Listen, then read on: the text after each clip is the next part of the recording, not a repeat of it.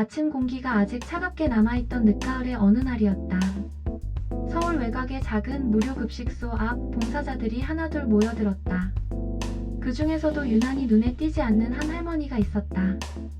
낡은 회색 코트에 오래 신은 운동화, 허리는 조금 굽었지만 걸음은 또박또박했다. 사람들은 그녀를 그저 봉사 오래 하신 김 할머니 정도로만 알고 있었다. 누구도 그녀의 과거를, 그녀가 어떤 삶을 살아왔는지를 궁금해하지 않았다. 할머니 역시 묻지 않는 사람들에게 굳이 말하지 않았다.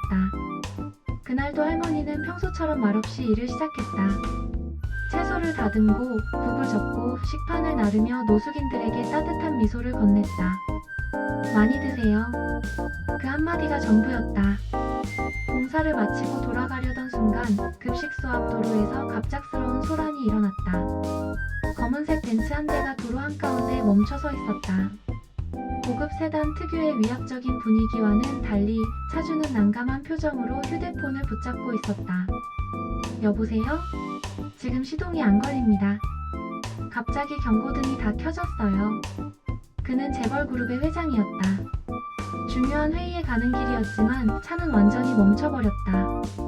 운전기사는 당황했고 주변 사람들은 멀찍이서 구경만 할 뿐이었다. 출동 서비스를 부르기에는 시간이 너무 촉박했다. 회장은 점점 짜증이 올라왔다. 이런 곳에서 이런 일이 생기다니. 그때 사람들 사이를 가르며 할머니가 천천히 다가왔다. 차가 말썽인가 보네요. 회장은 잠시 할머니를 바라봤다. 낡은 옷차림의 봉사자 할머니가 무슨 도움이 되겠냐는 표정이었다. 괜찮습니다. 이미 불렀어요. 회장은 무심하게 말했다. 하지만 할머니는 물러서지 않았다. 잠깐만 열어봐도 될까요? 5분이면 됩니다. 주변에서 웅성거림이 일었다. 할머니가 벤츠를? 누군가는 웃음을 참지 못했다. 회장은 순간 망설였다. 더 잃을 것도 없다는 생각이 들었다.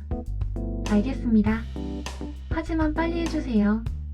할머니는 고개를 끄덕이며 차 앞으로 갔다. 그녀의 손놀림은 이상하리만큼 익숙했다. 보닛을 열고 배선과 엔진을 한번 훑어보더니 조용히 중얼거렸다. 역시 그렇군요. 할머니는 가방에서 작은 드라이버 하나를 꺼냈다. 봉사 가방에서 나올 물건은 아니었다. 손은 조금 주름졌지만 움직임에는 망설임이 없었다. 배터리 단자, 센서 연결부, 그리고 눈에 잘 띄지 않는 한 부분을 살폈다. 주변은 숨소리마저 죽은 듯 고요해졌다. 자, 한번 시동 걸어보세요. 할머니의 말에 운전기사가 반신반의하며 버튼을 눌렀다. 그 순간 조용하던 벤츠 엔진이 부드럽게 살아났다. 계기판의 경고등이 하나둘 사라졌다. 정확히 5분도 채 되지 않은 시간이었다. 주변에서 탄성이 터져나왔다. 와, 진짜 켜졌어? 회장은 믿을 수 없다는 듯 차를 바라보다가 할머니를 다시 보았다. 어떻게 이걸 그는 말을 잊지 못했다. 공식 서비스 센터에서도 복잡한 진단이 필요했을 문제였다. 할머니는 그저 미소만 지었다. 요즘 차들은 똑똑해서요. 대신 작은 문제에도 예민하죠. 회장은 가슴이 묘하게 쿵 내려앉는 느낌을 받았다. 단순한 우연이나 요행이 아니었다. 이건 실력이었다. 성함이 어떻게 되십니까? 회장이 정중하게 물었다. 할머니는 잠시 망설이다가 말했다. 김순덕입니다. 그 이름을 듣는 순간 회장의 얼굴에서 피가 빠져나갔다. 김순덕. 그 이름은 그가 젊은 시절 전설처럼 들었던 이름이었다. 회장은 숨을 삼켰다. 혹시 예전에 S자동차 연구소에서 근무하신 김순덕 박사님 아니십니까? 주변 사람들은 무슨 말인지 몰라 어리둥절했지만 회장의 눈은 이미 떨리고 있었다. 할머니는 잠시 눈을 내리깔았다가 천천히 고개를 끄덕였다. 그렇게 불리던 때도 있었죠. 그 순간 회장의 머릿속에 오래된 기억들이 폭풍처럼 밀려왔다. 젊은 시절 그는 신입 임원으로 연구소를 자주 드나들었다. 그때 모든 엔지니어들이 존경하던 인물이 바로 김순덕 박사였다. 수입차 기술을 분석하고 국내 최초로 고급 세단 엔진 구조를 국산화하는 데 결정적인 역할을 한 인물. 하지만 어느 날 갑자기 그녀는 업계에서 사라졌다. 말도 안 됩니다. 그분은 이미 해외로 가셨다고, 은퇴하셨다고 들었는데 회장의 목소리는 떨렸다. 할머니는 조용히 말했다. 남편이 아팠습니다. 연구보다 사람이 먼저였죠. 그녀의 말은 짧았지만 그 안에는 긴 세월이 담겨 있었다. 남편의 병간호, 연구를 내려놓은 선택, 그리고 남편이 세상을 떠난 후의 긴 공백. 그녀는 다시 업계로 돌아갈 수 있었지만 그러지 않았다. 충분히 달렸으니까요. 대신 그녀는 봉사를 선택했다. 손으로 누군가를 돕는 일이, 사람 곁에 있는 일이 더 필요하다고 느꼈다. 회장은 말문이 막혔다. 눈앞의 할머니가 단순한 봉사자가 아니라 자신이 지금 누리고 있는 자동차 산업의 토대를 만든 사람 중 한 명이라는 사실이 믿기지 않았다. 그는 깊이 허리를 숙였다. 그동안 저희가 얼마나 큰 빚을 지고 있었는지 몰랐습니다. 할머니는 손사래를 쳤다. 고개 숙일 필요 없어요. 다 지나간 일입니다. 하지만 회장은 쉽게 고개를 들 수 없었다. 그는 즉시 비서에게 전화를 걸었다. 급식소 지원 규모를 2배로 늘리세요. 아니, 지속적으로. 그리고 김 박사님께 연구소 자문을 부탁드릴 수 있는지 정중히 여쭤보세요. 할머니는 그 말을 듣고 고개를 저었다. 이제는 조용히 살고 싶어요.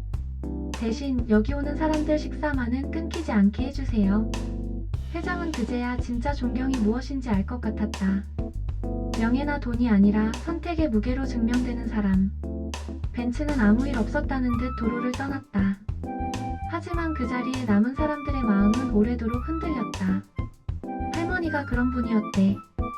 소문은 빠르게 퍼졌지만 할머니는 다음날도 변함없이 낡은 코트를 입고 급식소에 나왔다.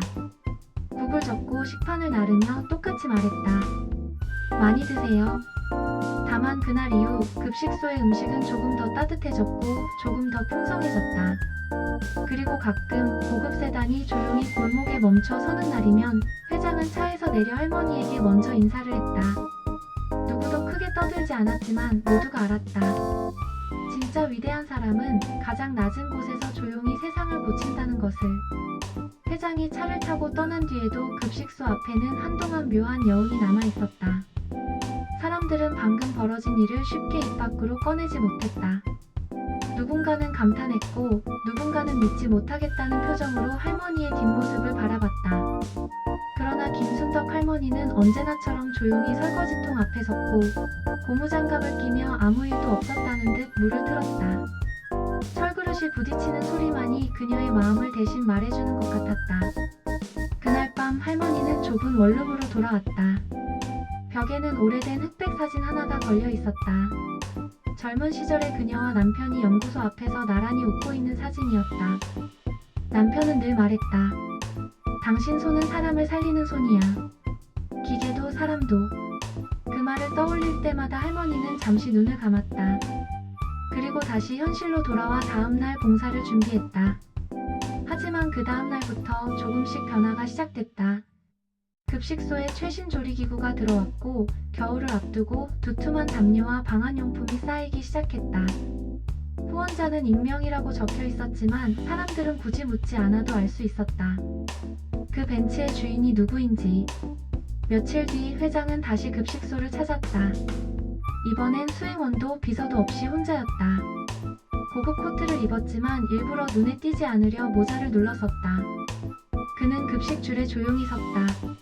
노숙인들은 그를 낯선 사람으로만 봤고 회장은 그 시선이 오히려 편안했다. 김순덕 할머니가 국을 퍼주다 고개를 들었을 때 그녀는 바로 그를 알아봤다. 또 오셨네요. 회장은 쑥스러운 듯 웃었다. 이번엔 차 고치러 온 게 아닙니다. 그는 식판을 받아들고 한쪽에 앉았다. 그리고 조심스럽게 말을 꺼냈다. 김 박사님 아니 김 할머니. 사실 그날 이후로 잠을 잘 못 잤습니다. 할머니는 아무 말 없이 맞은편에 앉았다. 회장은 숨을 고르고 이어갔다. 제가 젊었을 때 성과만 보고 사람을 못 봤습니다. 연구도 기술도 결국 사람을 위한 건데요. 그의 목소리에는 진심이 담겨 있었다. 그래서 부탁이 아니라 제안이 하나 있습니다. 그는 재단 이야기를 꺼냈다. 은퇴한 기술자들, 생활이 어려운 노년층 엔지니어들을 돕는 재단을 만들고 싶다고 했다. 이름도 얼굴도 드러내지 않고 기술을 나누고 삶을 이어갈 수 있도록 돕는 곳. 그리고 그 재단의 방향을 잡아줄 사람이 필요하다고 했다. 할머니는 한참을 말없이 있었다. 숟가락으로 국을 천천히 저으며 마음속에서 오래된 문을 하나 열고 닫는 듯 했다. 제가 할 수 있는 건 많지 않아요. 그녀가 말했다. 그리고 다시 앞에 나서는 건 조금 두렵네요. 회장은 고개를 끄덕였다. 그래서 강요하지 않겠습니다. 다만 세상이 아직 할머니의 손을 필요로 한다는 건 분명합니다. 그 말에 할머니는 잠시 웃었다. 아주 옅고 조용한 웃음이었다.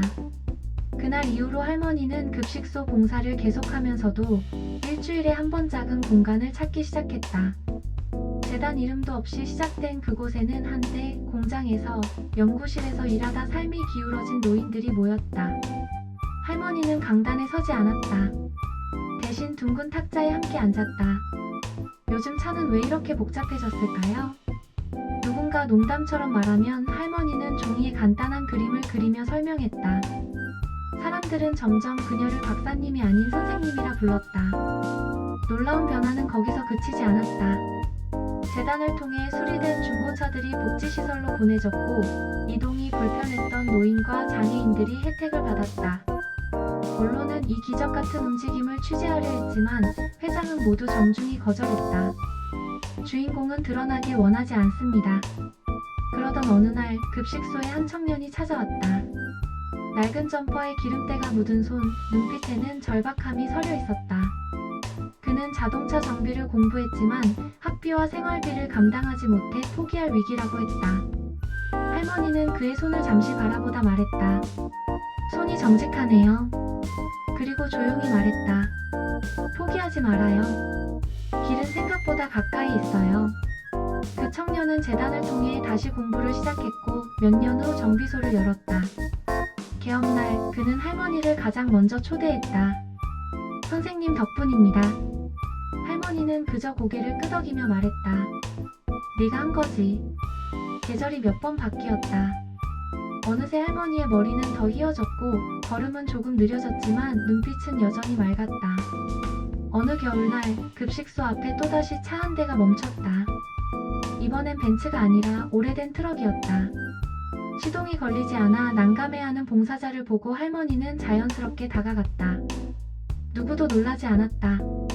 모두 알고 있었으니까. 시동이 걸리는 소리와 함께 사람들 사이에 잔잔한 웃음이 번졌다. 할머니는 손을 털며 말했다. 추운 날엔 기계도 사람도 조금 더 챙겨줘야 해요. 그 말은 단순한 조언이 아니라 그녀가 살아온 삶의 결론 같았다. 어느 날 밤 회장은 연구소 창가에 서서 도시의 불빛을 바라봤다. 수많은 차들이 도로 위를 달리고 있었다. 그는 알았다. 그 모든 움직임 뒤에는 이름 없이 세상을 떠받치는 손들이 있다는 것을. 그리고 그 손의 시작에 봉사활동을 하던 한 할머니가 있었다는 것을. 김순덕 할머니는 끝내 큰 무대에 서지 않았다. 훈장도 기사도 없었다. 다만 오늘도 급식소에서, 작은 작업실에서 누군가의 삶이 멈추지 않도록 조용히 손을 내밀 뿐이었다. 그리고 그 손길이 닿은 곳마다 고장난 것은 다시 움직이기 시작했다. 차도, 사람의 마음도, 그리고 세상을 향한 희망도.